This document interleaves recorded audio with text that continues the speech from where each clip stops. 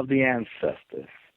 She is the founder and owner of the Institute of Ancestral Braiding, and I would like to welcome her to the show, a queen by all means, Isis-Brantley. Queen, welcome to the show. Thank you so much. Thank you. How are you doing tonight, Queen? I'm giving thanks and praise for this moment. That's, this has to happen. And the more we take up the banner and hold ourselves accountable for knowledge, wisdom, and understanding for our people, it always feels good. Yes. Well, Queen, for those that know you, and then some of my callers who might not know, your journey, and your story is an inspiration to, all of those and all of us that might be going through something, when you talk about adversity and just when you find your purpose in life and how to continue to go on, because, the Spirit, the Creator, puts something in our lives at a time we might not know what that is, I think that our adversity sometimes, it makes us who we are. Could you tell my listeners just a little bit about how your journey began and all the things that and the travels and the adversities that you came to, and take us really just to the beginning, but drop us off when the enemy was right at your gate? Okay. I'll try. I thought my journey was about, wearing long ponytails and trying to look like I Dream of Jeannie and going to North Texas and trying to sing and be in theater. And I met this man that said, I want to introduce you to African culture. I want to introduce you to Pan-Africanism. I want to introduce you to, cadres and things like that. And I'm like, what the hell? Okay. So I left that thought of being what my mom and dad wanted me to be, an actress and, do commercials and things like that. And I got interested in African culture. And so it kind of took me on a whole different plateau. Like, I didn't even know what I was in for.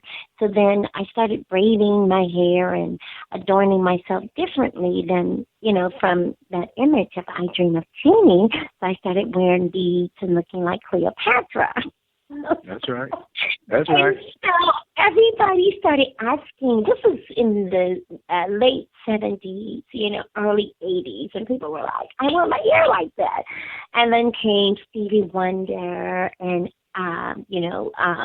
Peaches and Herb, and then you had Bo Derek that had the, it was that whole surge of energy because, Soul Train was so powerful. Women were beautiful with long braids and they had beads. And so I just started to embrace that part of my beauty, of my aesthetics, of my cosmos. And so it led me to this whole new journey of an activist and an advocate for women and children and beauty, aesthetics, and learning more about why I wanted to transition from chemicals to natural, learning more about why I wanted to emulate the beauty of queens like Anna Zinga and Queen Nefertari and all of that. That became a part of my DNA. It's like it was already a part of my DNA, but I kind of put it, kind of watered it down a little bit. When you change the molecular structure of who you naturally are, then you become this image that's not really you. So I started to go natural. I started to embrace holistic eating and food. I started to have children. I started to learn more about being a vegan, and it just, I don't know where it came from out of nowhere. And I met this king who was honoring the ancestors, and then I started to embrace these little things along the way. And I give thanks and praise to all my teachers and all the ones that had a hand in me transforming my consciousness.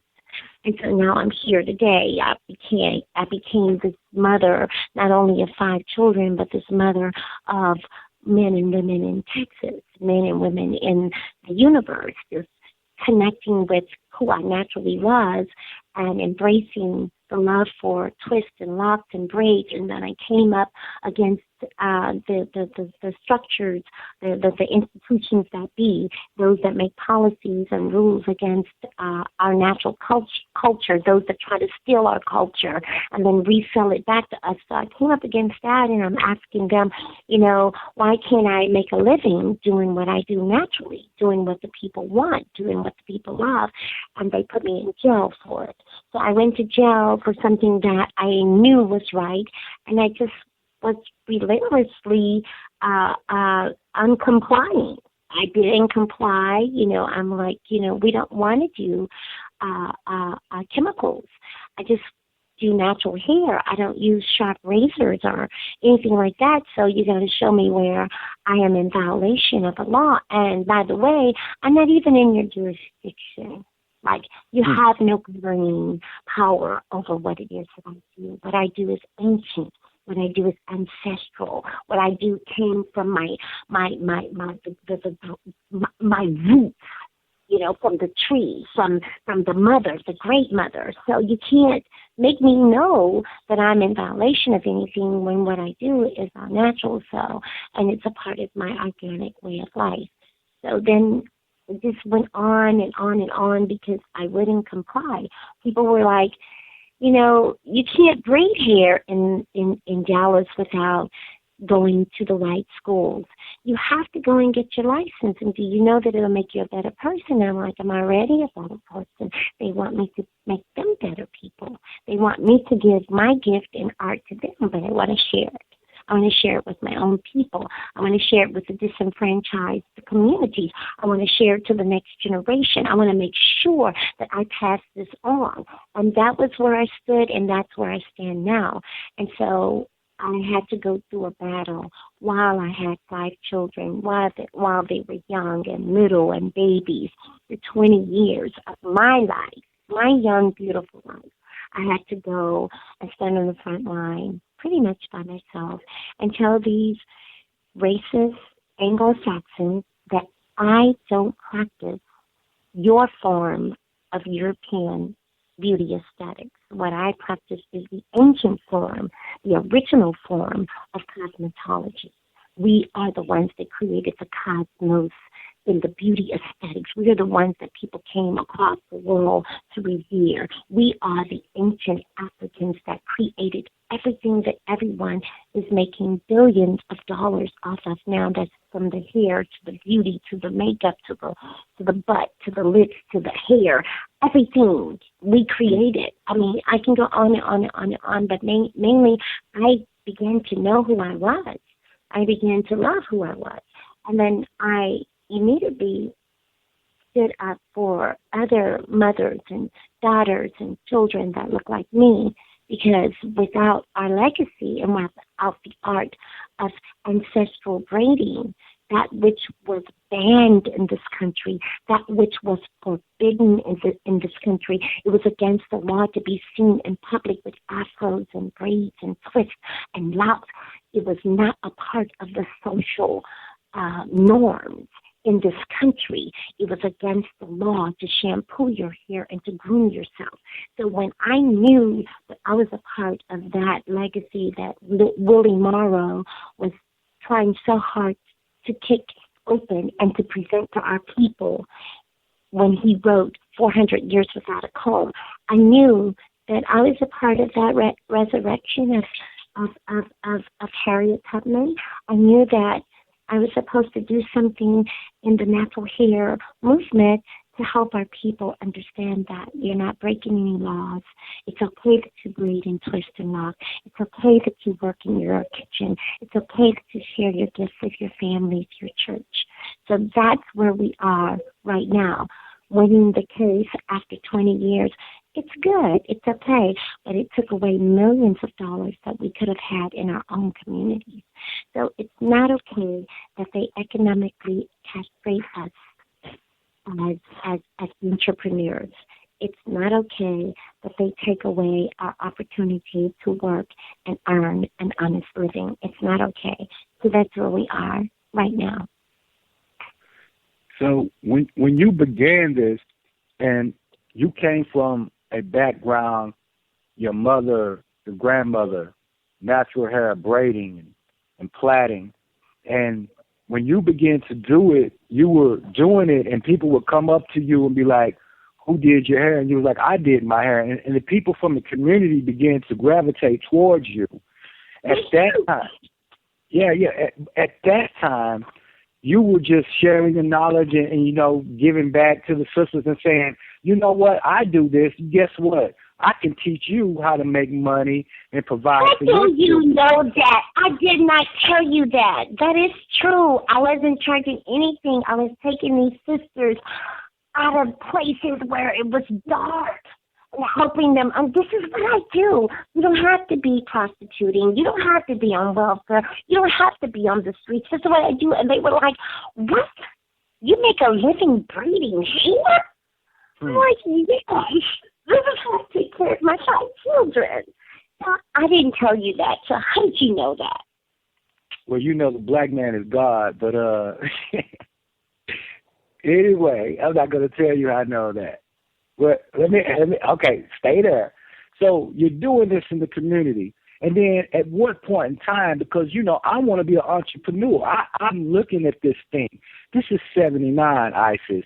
You know, we're 71, we're doing the afros and all of that, but it's going to shift in a minute.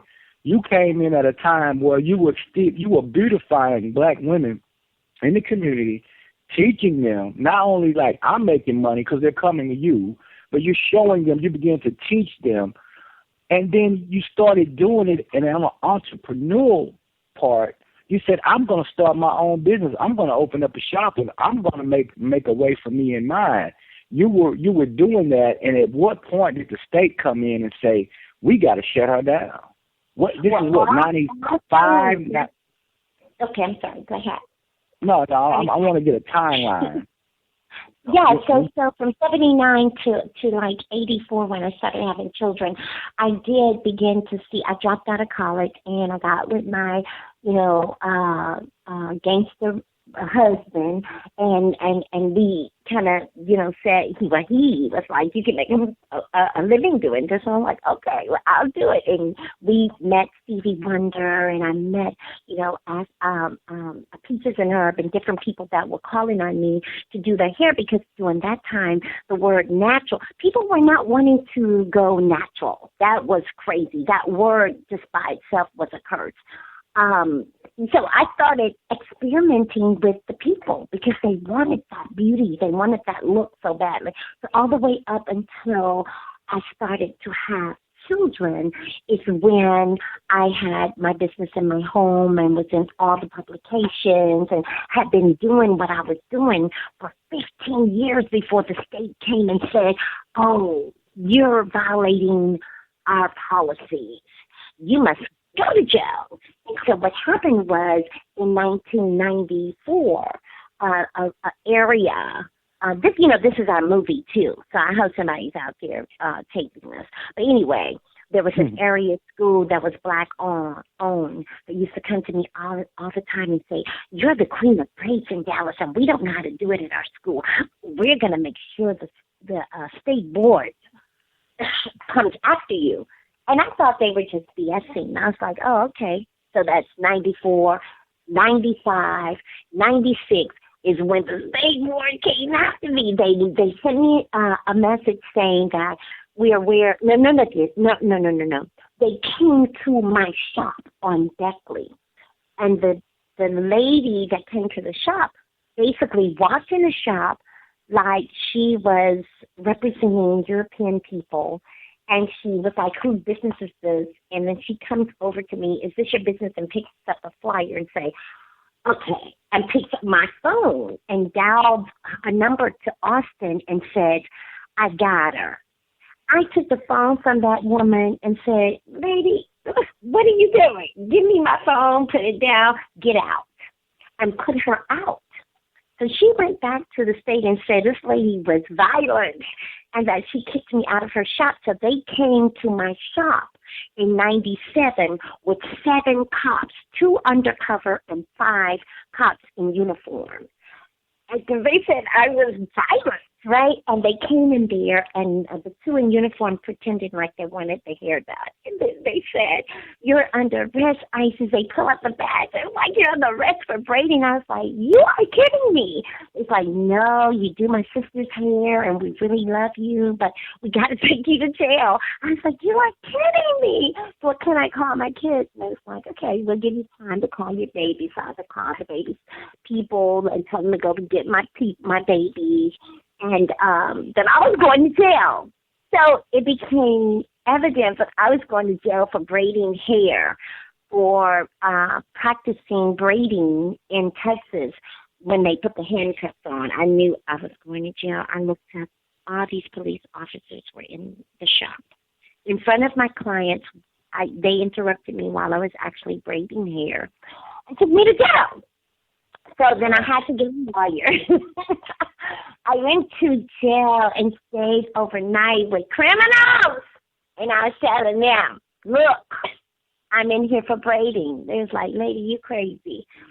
Anyway, they figured out that I had no reason, I had no right to be in there. They don't even know.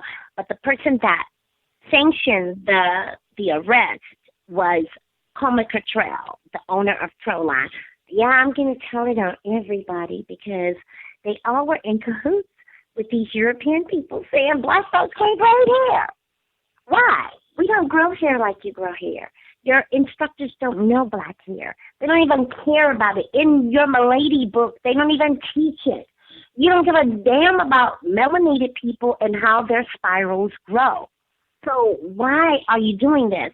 This is just their way of trying to keep us enslaved. I wasn't having it. I'm not a slave. I don't want to do the kind of work you do. I want to have my own schools to teach my babies how to love themselves and raise their self-esteem and teach them the beauty of the Malinke people, the beauty of the people in Nigeria, the people in South Africa, the people in Ethiopia. Teach them the beauty of who they were. And these white folks can handle it. As soon as I said this is ancestral braiding, they had to challenge it because they never heard of it before. I didn't say African for a reason. Because Africans come over here and they have this title of supremacy against the black Americans, of the poor people in the disenfranchised communities. But I said, motherfucker, ancestral. Excuse the expression. Now, you deal with that with me. So they couldn't handle ancestral braiding. So that made me win my case because I was standing on something different than what they thought. They knew. I'm not saying African. I'm saying ancestral. And how that breaks down is through our DNA, our antennas, how our hair spirals like our DNA, like how our hair sends messages, how when you cornrow, you can create a map to freedom, how our people use our hair to speak languages. You can't tell me about this part of my ancestry. And so in court, when I was in court and the judge, Sam Sparks, he said, "You want me to shut her down for what? You want me to make her have a 2,000 square foot building with 10 reclining chairs and 5 shampoo bowls for what? If she is teaching one person how to braid in her legacy shop, how is that affecting you?" He said, "Okay, you go and find the only natural hair school in the state of Texas, and then I can probably rule in your favor." But where is that school? She's the only one that has the school. This is a white man. He's like, what she does is older than me, and I'm 76 years old. I'm the oldest person in this courtroom. It's like, you better go on, ancestors. You better go on and fight for this sister, right? So I won my case because he was like, you can't put no laws against ancestral braiding. They using the term. All you got to do is Google Forbes magazine, Cosmopolitan, the fitness, CrossFit magazine, Washington, Huffington Post. All these, even Fortune 500 And with this lady being out of business for 20 years resulted in millions of dollars. Like, we literally kept jobs from millions of black people who could have been employed, and millions of dollars that could have been revenue for these people. The way they broke it down made me understand economic freedom and economic opportunity and economic liberty for our women, for the women that give birth and take care of these babies, are trying to do something without having to depend on welfare. Wait a minute, we got something here. They have been stifling the growth of black women and poor, disenfranchised communities for a long time. They have been leading the upward mobility of our women in our communities for a long time. And that's why we're marching on Washington. That's why we're saying to these people, we are protesting cosmetology schools. We are protesting racism against us earning an honest living, the right to work. Who's going to tell us we can't braid? That don't even make no sense. That's just like you telling me that I can't produce melanin when I'm melanated. Teach. What are you doing? So we're marching because in Iowa, it is against the law. They found 2 ladies in violation of cornrowing here, and they're trying to give them 1 year in prison and a $10,000 fine. We better look at Donald Trump. Donald Trump just like our asses up. I don't know who will. Because we were supposed to already be where we are striving to be now. There is a shift in consciousness. And we have to go claim our trillions. Give me back my trillion. You know, now I'm awake. Give me back my money. And that's all I'm saying. For my babies. For these babies that's trying to learn to love themselves in this all-white society that totally denigrate and dehumanize and disrespect their legacy. These babies don't even know they have a legacy. They don't even know that the reason you don't like black hair is because it was enslaved in America. They don't even know. The reason you don't like black hair because it was against the law to be portrayed in public like this. They don't know. If they had the nigger hair coupon that you traded in for chemicals, they don't know that the chemicals back then were the kink killers, the KKK, the Curl Acura, and now Kink Crazy.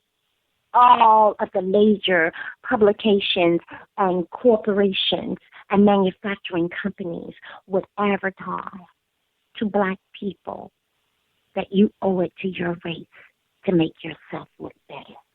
That's why we wake up and don't love ourselves. Isis, we're going to break in about 3 minutes. I got a quick question to ask you before we go to the break. Could you tell my listening audience, when the state came against you, what effect did it have on you, your family, and your well-being? You are so beautiful asking the right questions. Me and my babies became homeless. It was devastating. The whole United States of Texas come up against your black ass. It was scary. It was scary. And all I knew to do was to stay on my post. I knew at that point, you're at war. This is spiritual warfare. This is about your spiritual antennas. And there were people in the community that came and said, I have a house. You can have it for your kids. Praise you. Ancestors. They've been walking with me every step of the way, and it seems like there's no progress being made because we can't raise the money, the millions of dollars that we lost, because people don't want to give their dollars to a nigga wife.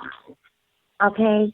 That's basically it. If I was any other person and there was this type of dilemma or this type of story being told about, they would be rich. So those are the things that we're trying to recoup, is the 20 years of trying to convince these European people that I'm melanated. My hair grows different from yours. You don't have a school that even represents anything that I am. So why do you want me to comply to your laws? With that being said, I'm going to go to break, and when we come back, I want to talk about the conspiracy and how deep does it go. Right now, you're listening to Whole Mind, Body, and Soul. We're about to get into the vibration of music, and we'll be right back. Okay, I'm playing Donny Hathaway, Someday We'll All Be Free, and then we're coming right back, okay? All right. Baby, we rolling, Isis. We rolling. It's hot. It's getting hot. Isis. I'm here. No. You're getting crunk, baby. I like that. I like that energy. That's what I'm talking about. That's just a warrior queen that never had a king and never learned, I guess, completely how to be totally feminine. I have to be feminine, and I have to raise my 5 children, 3 boys and 2 girls, being out of my element. I want to be sweet. That's all I want. I just want to be sweet. I don't want to have to take on the role of the male energy, but because of this institutionalized slavery in America, we are having to play all these different roles and still maintain that which our ancestors have struggled and fought so hard for. So I can't let them down. That's right. That's right. When we come back from the break, and we're probably gonna go in just a few minutes. I'm gonna come back in. We're gonna talk about the conspiracy. How deep does it go? You know what I'm saying? Why would they come after you? And who's the hidden hand? You talked about Coleman Contrell, based out of Dallas. Why were they trying to shut you down? I want you to go in. Okay? Okay. You're doing great. You sound good. You on fire. I love it. I love it. You know when they shut up. That's the problem. No, that's okay, sweetie. I want you to bring it. I'm gonna keep doing what I'm doing. You know what I'm saying? But you keep doing what you're doing. It's hot. It's hot right now. We're gonna keep it going, elevating. Then we're gonna bring it back down. You know. Okay. But we're gonna stay right here in the pocket. We're in the pocket right now. Okay. Let's roll. I want you to get it out. This is your story. This is your fight. You're fighting. This is my movie. I want 1 million people to donate $5. I want to do a movie. I want to have a school in South Africa, a school in Mali. I'm from the tribe of Massa Musa, who gave gold away. The richest man ever in the world. Okay. Yeah. Yes, that's like my relative, right? So I just want. Oh God, I know it's gonna happen. We're gonna get it done. I got some people. We're gonna talk. We're gonna talk to Arthur Muhammad. We're gonna get this story out, and we're gonna make it a movie. It's movie worthy. It is movie worthy. We got 1 minute, and then we're coming back in. 1 minute on my mark. We're going into the conspiracy.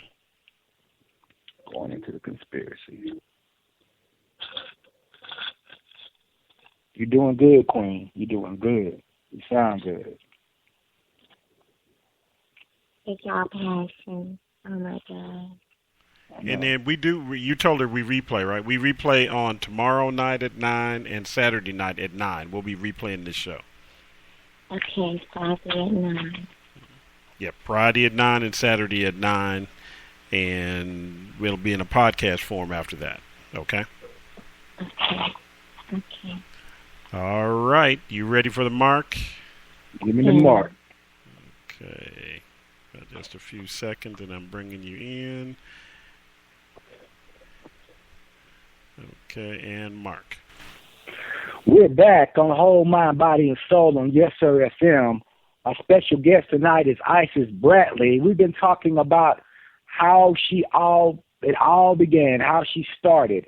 And now we've heard the story about her versus the state. We've heard about how the enemy came at her and crushed, at that time, thought they crushed her momentum and her movement. And right now, I'm going to ask you, Isis, Do you believe at that time, I mean, natural hair care, we're coming out the 70s, but there's a reinsurgence of us coming into ourselves. You know, we're 80s and we're 90s, we're coming back into ourselves. Do you believe that there was a conspiracy, and who and what is the powers that be that conspired, you know what I'm saying, upon you to suppress the natural hair movement at that time? Okay, so in 1995, the conspiracy came from Velma B's Beauty Academy. Her son sat on the board of regulations at the in Austin, at the cosmetology board. I don't know what you call it, entity.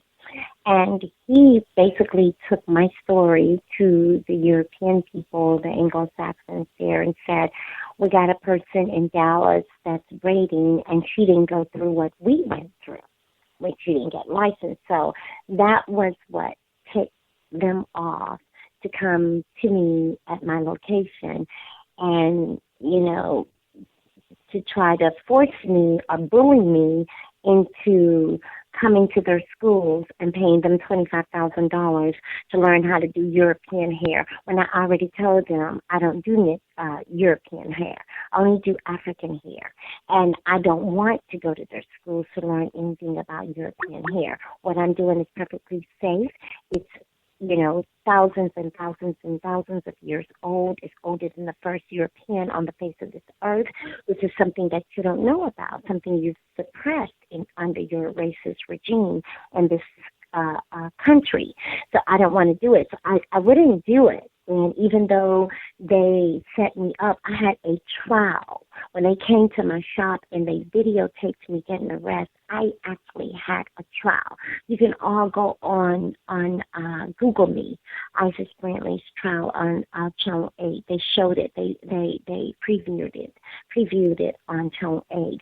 And basically, the trial, I lost it because these people were saying I didn't understand how to articulate the type of fiber that was used. I was winning the whole time, ancestral, cultural, way of life, all of that. But because I didn't articulate the fiber that was being used, which is monoacrylic fiber, I know now, this was the reason why I lost. So the state of Texas sued me. I had to get a lawyer to counter-sue them.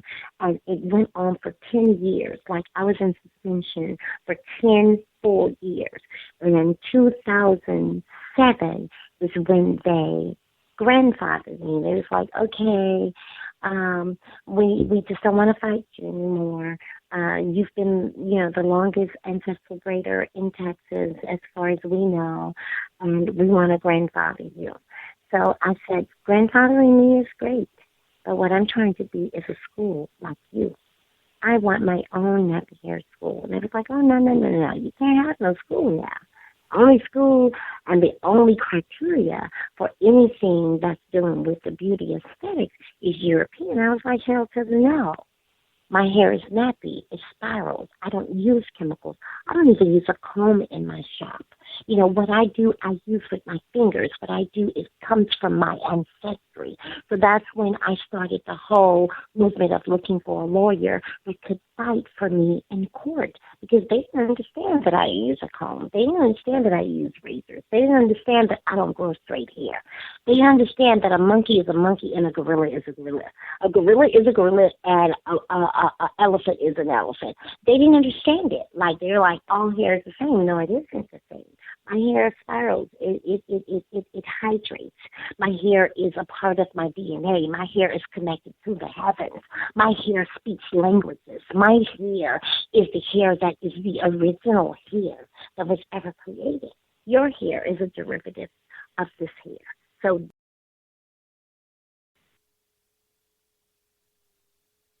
of history, it didn't have a language, it didn't have a legacy in who I was. So I just kept fighting them and saying, no, I just don't understand. I don't feel like I'm in violation of anything. So in the process of me saying no to them, I was having people coming to my shop wanting to learn braiding. And so I was teaching them braiding and teaching them the care of African hair and just passing down the legacy to my loved ones.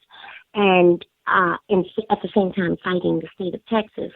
In 2000, from 2007 to 2015, when I won my case, I had licensed over 2,000 women, and the state of Texas had only licensed 6.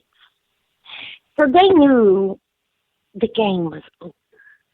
They knew it. We have to give this woman what she wants. We don't want any more issues with going to court.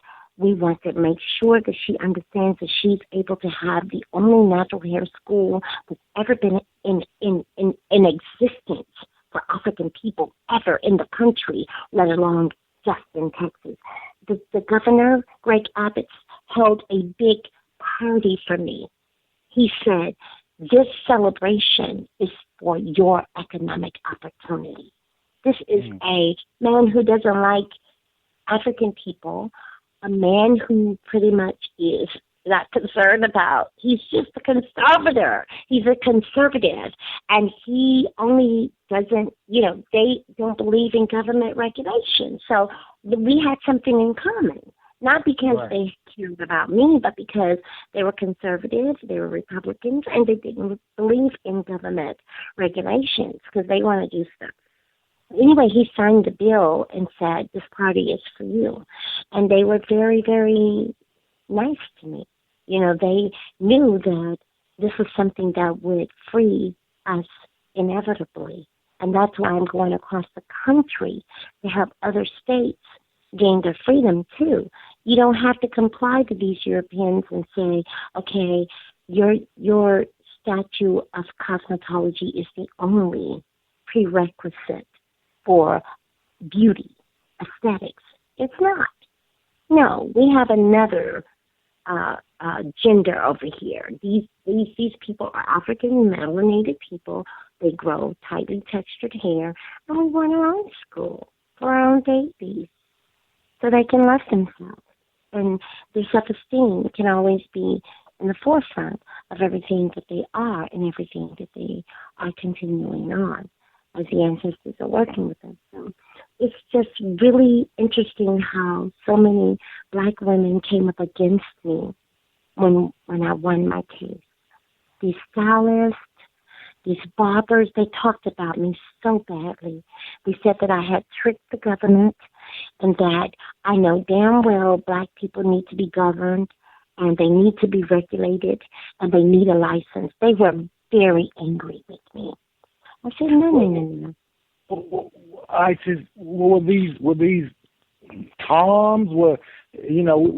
Just for me, relaxer type people? But hold that thought, because my question is, they conspired against you because they knew that they were gonna lose millions, if not billions, of dollars. Is that right?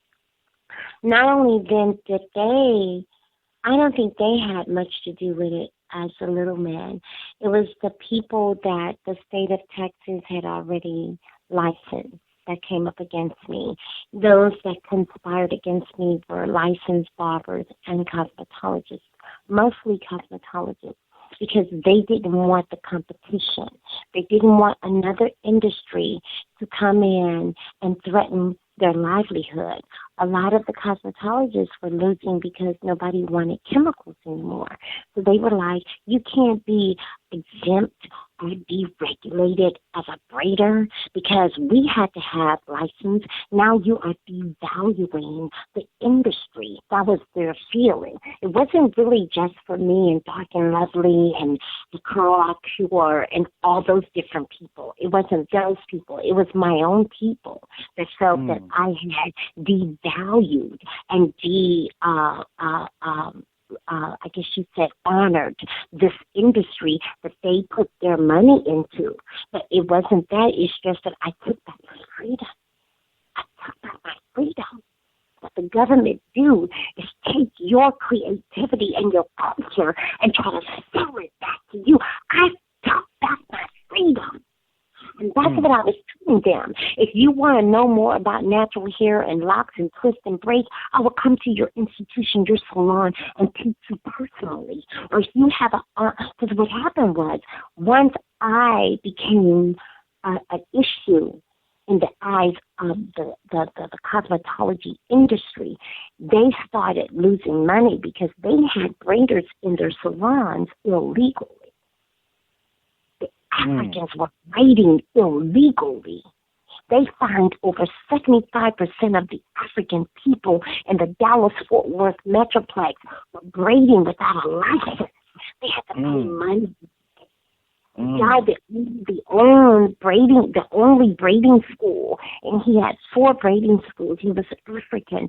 He spoke at my hearing in the House and told the people, this all-white panel, that if they deregulate me, they're setting themselves up for failure because braiding is associated with evil. Isis, let me ask you this.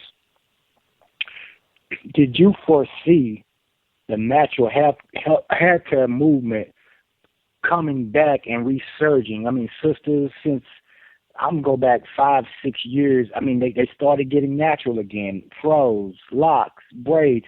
Did you, even when they tried to crush you, did you say, there's no way you can crush that? And then when it came back and you saw it, you know, what sisters now are getting out of the relaxers and getting out of the weave, did you kind of foresee that?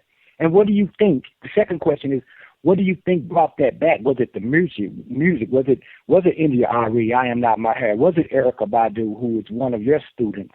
Was it Lauryn Hill? What you think resurged the natural movement? The pioneers of the industry. When I met Erykah Badu, she had relaxer. When I met Erykah Badu, she was enthralled with what I was doing. It was the pioneers that put forth the hard work and the disrespect and the dehumanization and the back and forth with these European people. That's what's wrong with our industry. We won't look at whose shoulders we're standing on. We try to act like, we just automatically became natural hair professionals.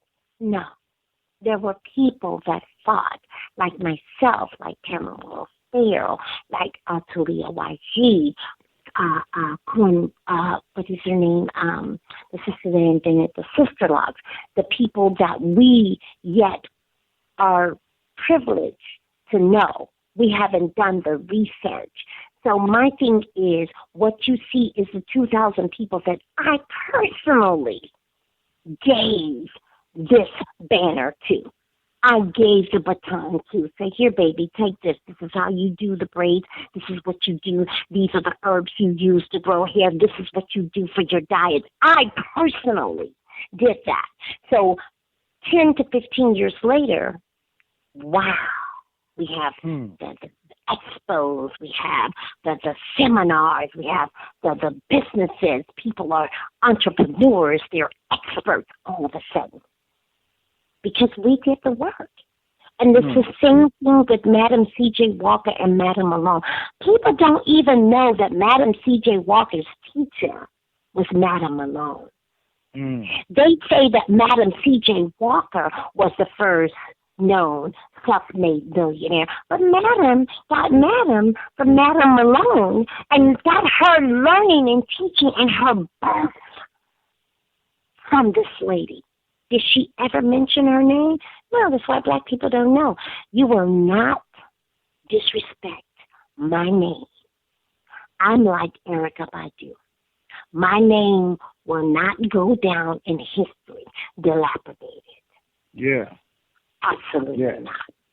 I'm glad that I'm still beautiful and fine enough to get in your face with my short dresses and let you know at 60, I still hold the banner.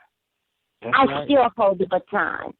And I'm trying to strategically select the ones that are worthy of this baton. Isis, I love you so much. I love your spirit. You got to come back. We're getting ready to, start breaking it down, but so much I want to ask you, and we can't do all this in one show, but these are one or two more questions I want to ask you. Can you tell me about what you're working on right now and where the movement is going? We mentioned the March on Washington, and just tell the listening audience what you got going right now and what is the next move. Yes, sir. We're doing June the 10th, our Freedom Celebration of Natural Hair and Ancestral Braiding. That's our first year anniversary of being free in Texas. So we're asking all of you to come. Buy your tickets. The pre-sale tickets are $10. And we're going to be at the Mosaic at the Wellness Center downtown on Main Street. We're also asking people to help to be a part of the Natural Hair Parade and Festival this year. It's an Afro March.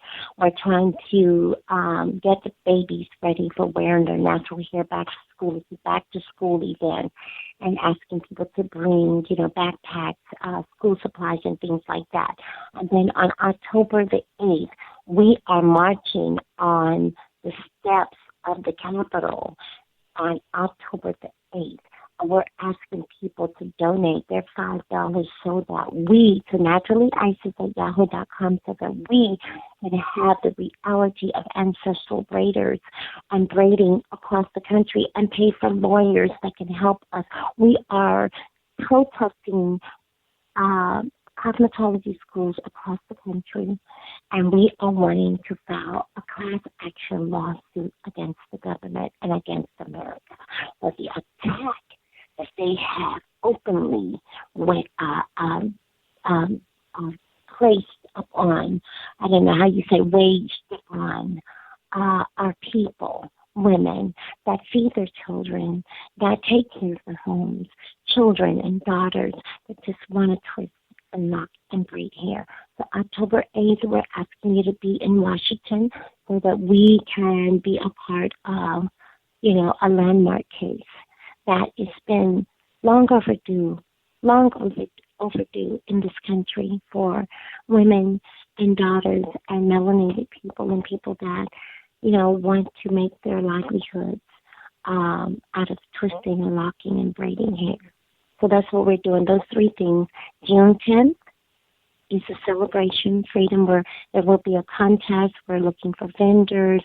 We will have entertainment, and it's downtown at the Mosaic. It's the Wellness Center. So the JOQ has come back from Haiti and created a wellness center for us to navigate and come together to share our holistic way of life, healing through the hair, healing through foods, healing through dance, healing through music, whatever your healing attribute is, we're asking you to come. And then our parade and festival is August the 20th. It's a back to school. The AIDS Foundation has joined our movement, so they'll be out there doing testing, because the area that we're in, 75 to 80% of the young people are infected with the virus. So we're asking people to come out, and it will be at Penn African Connection. We will march August 20th at Wynwood Shopping Center, which is Illinois, all the way down to Marsalis, to Pan African Connection, and that's where we'll have our natural hair Afro celebration.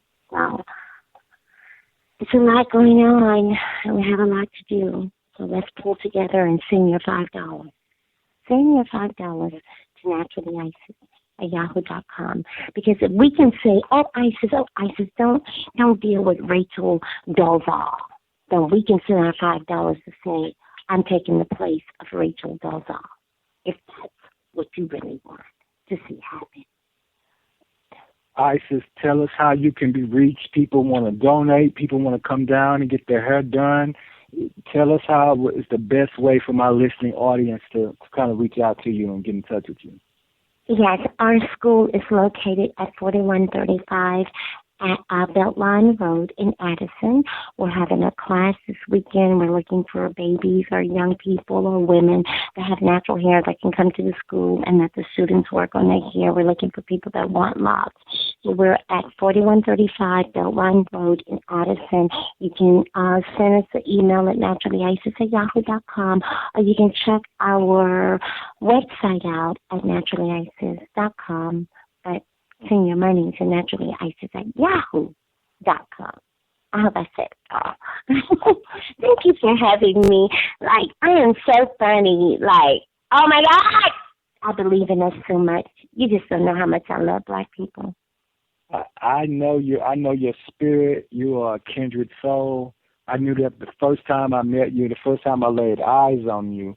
Isis, before I let you go, your words, your final thoughts from your spirit. What would you like to say? Each one reach one. That's my final word. Each one reach one. Each one reach one. That's all we have to do to stop and reach one. That's it. And I want to say this. I don't know how long you. I don't know how long you got. Go. You got time. Okay. Go ahead. They eat the corn. They give us the husk. They eat the bread. When we bake it, they give us the crust. We eat some meat. When we cook it, they give us the skin. That's where my mama's troubles begin. I said a Juba, Juba, now Juba this, Juba that, Juba killed a yellow cat. Turn over double trouble. Juba, we got the magic. There it is. Isis-Brantley, the goddess is in the house. Queen, thank you so much. I appreciate it. You just don't know how much, it means to me to have you on this show. And I don't want you to be a stranger. As long as whole mind, body, and soul is on the air, I want you to keep coming back. This is your platform. This is your show. This is your voice. Thank you so, so much for coming on and giving us your story and giving us your energy and all your love. Thank you so much, Goddess. Thank you. All right. And with that being said, we're going to go ahead and get into the vibration of music. We'll be right back on Whole Mind, Body, and Soul. Okay. Can we get a drop from you? Oh, Isis, so she dropped. She's already gone. She dropped. Yeah. Yeah, let me know what you need. I'll make it happen. We'll get it back for the drop. Okay, and that's fine because I already and I'm sitting here typing messages in my. You want me to get a call back on? I can get a call back on. No, don't worry about it. I was getting ready to type the message to you, and then I started talking to you. Then I accidentally hit the button to send the message. I'm looking at it right now. Can you get a drop? No, but I didn't mean to send it. I was meaning to cancel it, so don't worry about it. But no, we're good. I think the whole show was good. And so I'm going to bring you up in about a minute so you can have plenty of time to just catch a breath and close yourself out in 5 minutes so that it's not like rushed or anything. Right. Because I think you spoke for 2 minutes during the whole show. So right. I got to end with the motivational minute, you know what I'm saying? I know, that's why I'm saying I'm giving you plenty of time. When we come back up, I'm going to bring you up with 5 minutes left in the show so you can just kind of take it easy. You don't have to rush at all, okay? Right. Just whenever you finish, you should be in good shape, and I think it's good. But, I mean, a lot of what she said, it was like enlightening to me. I can understand how Cottrell would have been part of it because he was straight up making millions of dollars at that time. Millions. Yeah. Right here in Dallas, so yeah. Right here, and I mean, he cut a guy in Tulsa, where I'm from, and some other guy that was doing chemical stuff, he had cut him. So, again, but I've talked to her, or she's been on Mocha's show, like I said. So, good show, very good show. So, I'm gonna let you go, and let me get it ready. And when you're ready, I'm getting ready to give you your mark now. Okay. Okay. Let me get my mic so I turn it down and mark. We're back on Whole Mind, Body, and Soul. I'd like to thank my special guest tonight, Isis-Brantley. Her story is truly an inspiration to us all, going through adversity. And like I said when I began the show, it's like we are truly spiritual beings having a human experience, not human beings having a spiritual experience. I know for a fact that she had no idea that she would be the catalyst of this natural hair movement, that she would have to go through prosecution for something that her ancestors practiced, her grandmother practiced, and she practiced. She began to braid and do natural hair, and she wanted to give back to her community, not only for people coming to her to have services done, but she began to teach other women how to braid, how to do locks, how to keep natural hair. Natural hair, no chemicals. She taught them so they could provide for their family. She taught these women so they could provide for their children. You don't have to go, as she said, out on the street. You don't have to go do anything that's going to degrade you or take away from your spirit. She gave so much, and she keeps giving so much to the community. And that just leads me to the motivational moment and said, whatever you got to do, stay focused. Stay on your path and stay on your course. We all have a cross to bear. I always talk about living your dream. I always talk about finding your purpose in life. But the thing about life is that when you go through adversity, sometimes that is your destiny, and it doesn't supposed to break us. Hard times doesn't come in our lives to break us. Hard times come in our lives to make us. But we have to stay focused. We have to understand that we have a goal, we have a dream, we have a desire. And no matter what, my friends could turn against me. My family might not understand. They might think I'm crazy. I'm taking money out the bank. I've started to change my lifestyle up. I don't eat a certain way. I don't talk a certain way. That's change. And change is about evolving into the person that you truly are. It is a journey. When you get to your destination, it will never be about the destination. Whatever your goal is, it will never be about the destination. You won't think about the destination once you're there. You will always go back to your journey. You will always think about the obstacles that was in your way. You will think about the people you met. You will think about the people who doubted you, the people that said you were crazy. Every multi-millionaire and superstar has the same story over and over and over again. I didn't give up. The people, the friends, you're going to lose so-called friends. They're not your friends anyway. If they're not supporting you, you're not growing from them, they have nothing to give you, then how in the hell are they your friends, man? You need to be around like-minded people. You need to be around people who have goals and dreams that can inspire you and you can learn from. You need to go out and seek a mentor. Whatever you're doing in your life, if you're trying to get in that field, go find someone who's already done it. And just humbly ask them, will you mentor me? Will you teach me? I have nothing to give, but I would love to come on and be your apprentice. I would love to learn from you. And like I say all the time, I'm sure you already know someone that can get you to your next evolution or get you to where you're supposed to be. Take advantage of those people, but stay focused. No one has to believe in your dream. The only person that has to believe in your dream is you. Hard times are going to come, okay? They come to make us. They build us to who we are. I wouldn't be speaking on this radio right now if I didn't go through some type of adversity. If I didn't go through certain things in my life, because life is nothing but a series of choices. At the end of your life, and you can think back right now, it doesn't have to be the end of your life. You can think back at right now in your life and say, I made the decision to do this, that, and this. I did this, and this is why I'm here now. But through that journey, through all of that, it built your character. It gave you a set of beliefs. It showed you what determination was. It showed you who your real friends was.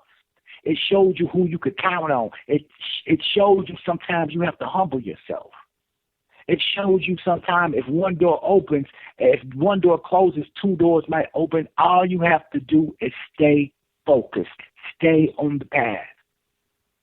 Because what you're going through right now is preparing you for who you are and to do what you were destined to do.